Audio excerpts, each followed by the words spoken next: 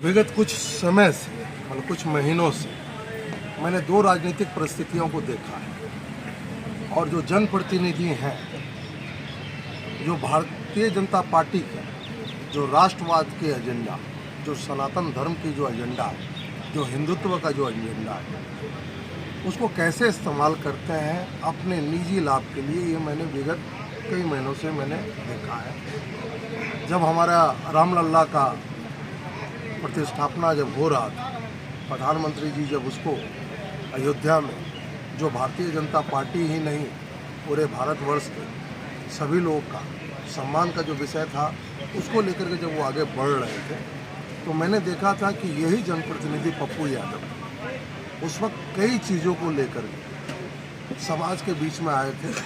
उन्होंने यहाँ तक बोल दिया था, जो संविधान लिखा गया है बाबा भीमराव अम्बेडकर जी के, उन्होंने कहा था कि इस पूरे हिंदुस्तान को इस्लामिक देश बना दें। कुछ हमारे मीडिया कर्मी ने ये पूछने का प्रयास किया कि राम का अस्तित्व का बारे में भी उन्होंने नकार दिया। जब उन्होंने पूछा, मीडिया ने कुछ ने पूछा कि क्या आप राम मंदिर में जाएंगे क्या, तो उन्होंने वहाँ भी इनकार कर दिया। और मैं इधर देख रहा हूँ कि वो व्यक्ति आज के डेट में ये कहते हैं कि आरएसएस के जो प्रमुख हैं और भारतीय जनता पार्टी के जो प्रमुख हैं, उसमें कईयों का फ़ोन आया है।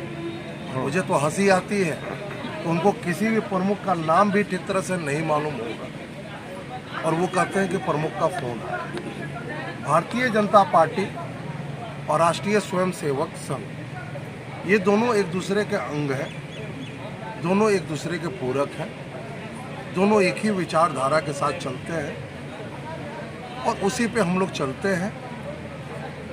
और उनका ये कहना कि शीर्ष नेतृत्व का फ़ोन आया है कि भारतीय जनता पार्टी और संघ आपको इस चुनाव में मदद करेगी, ये मैं बिल्कुल खंडित करता हूं और उनके पूरे बयान को झूठा बयान बताता हूं, जो लोगों को भ्रमित करने का बयान दे रहे हैं। और एक उनका चरित्र का भी पता चलता है कि चुनाव जीतने के लिए वो किस तरीके से भोली भाली जो जनता है, जिस जनता को आप लोग के एक प्रेस मीडिया में मैंने ये भी देखा था कि जनता को वो मूर्ख बता रहे थे, वो ये बता करके ये साबित करने पर तुले हुए हैं। लेकिन मैं स्पष्ट रूप से राजेश रंजन जी को ये कहता हूँ कि इस तरह का बयान दे करके आपको कोई फ़ायदा नहीं होगा। भारतीय जनता पार्टी या संघ से जुड़े हुए, जो उनके विचार से जुड़े हुए, क्योंकि भारतीय जनता पार्टी या संघ जो है उस विचार उसी जनता का है, उसी परिवार का है, वही 140 करोड़ जो यहाँ हिंदुस्तानी रहते हैं उन्हीं का है, ये कोई व्यक्ति का नहीं है। इसलिए उसको बोल करके भ्रमित करने का कोशिश नहीं करेंगे।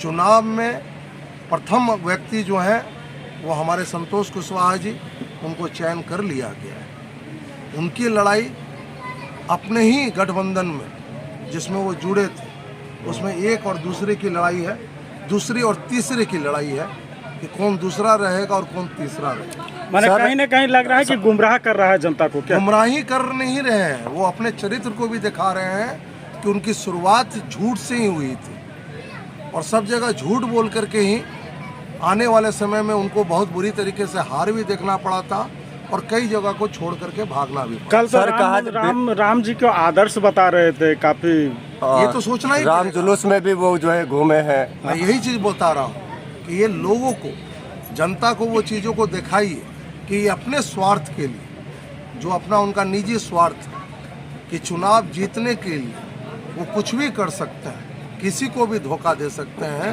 यही प्रवृत्ति है उनकी। उन्होंने जनता के बीच में जो कभी मंदिर मस्जिद में जाकर के मस्जिद में किसी और तरह का भाषा का प्रयोग करना, मंदिर में किसी और तरह का प्रयोग करना, एक खास दूरी तक जाना, खास दूरी के बाद कहीं और निकल जाना, ये चीज़ों का वो प्रयोग करके कोई बहुत ज़्यादा कर नहीं पाएंगे।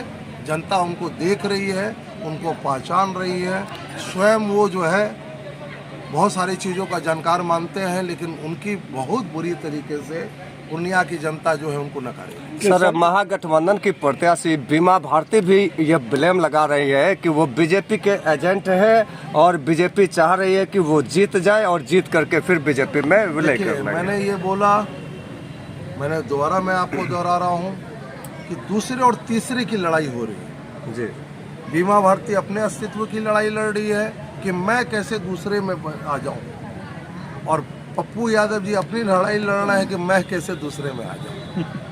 इसलिए उस पूरे पार्टी में कभी इधर से उधर जाते हुए देखेंगे, उधर से इधर आते हुए देखेंगे, क्योंकि ना कोई विचार है, ना कोई समाज का सेवा है, ना ही कोई राष्ट्र भक्ति है, ना ही समाज का उत्थान का कोई बात है, ना ही कोई विकास की बात है।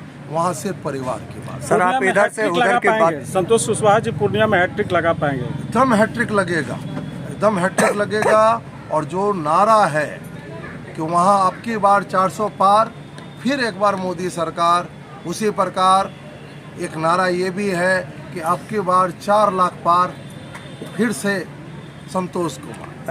अगर आप अपने बच्चों की हकलाहट, तुतलाहट या मूक बधिरता को लेकर चिंतित हैं या बढ़ती उम्र के साथ बहरेपन की समस्या से परेशान, तो चिंता छोड़िए, क्योंकि अब पूर्णिया में आ गया है इन सब का समाधान। Nirala speech and hearing clinic, audiology, speech therapy, occupational therapy के साथ साथ विश्व स्तरीय best digital hearing aid with rechargeable and Bluetooth facility. तो आज ही मिलें बहरापन गूंगापन रोग विशेषज्ञ डॉक्टर अमरकांत निराला से। Nirala speech and hearing clinic, Panchvati complex, Bihar talkies road, line Bazar, Purnia. Mobile 7258814055 और 9934234303।